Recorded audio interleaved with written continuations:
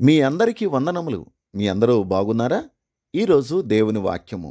కీర్తనల గ్రంథం 31 కీర్తన 24 వచనం. యెహోవా కొరకు కనిపెట్టు వారలారా, మీరందరూ మనసున ధైర్యము వహించి నిర్భరముగా నుండుడి. ఎంత అద్భుతమైన మాటలు!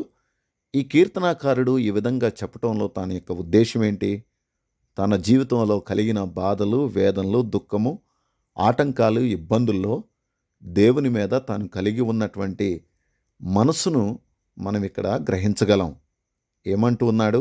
యెహోవా కొరకు కనిపెట్టు వారలారా. అంటే కీర్తనాకారుడి యొక్క ఉద్దేశం ఏంటంటే, ఎప్పుడూ దేవుడు తన జీవితంలో జరిగించే కార్యము కొరకు ఎదురు చూసి కనిపెట్టే లక్షణము కలిగి ఉన్నాడని ఇక్కడ మనం గ్రహించగలం.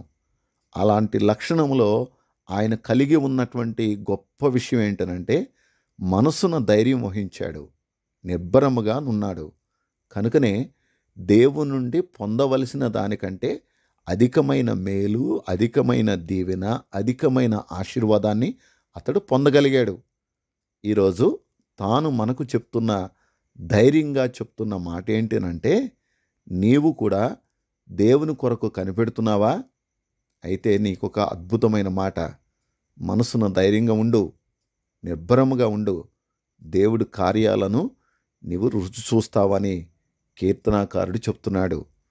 అలా మనం కూడా దేవుని కొరకు కనిపెట్టి మనసున ధైర్యం వహించి నిబ్బరముగా ఉంటే త్వరలోనే దేవుని నుండి పొందవలసిన ఆశీర్వాదాలు, దీవెనలు, సమృద్ధి, ఘనత మనం పొందుకోగలుగుతాం. అలా ఉండుటకు దేవుడు తన కృపను అనుగ్రహించి నడిపించి దీవించునుగాక. ఆమేన్.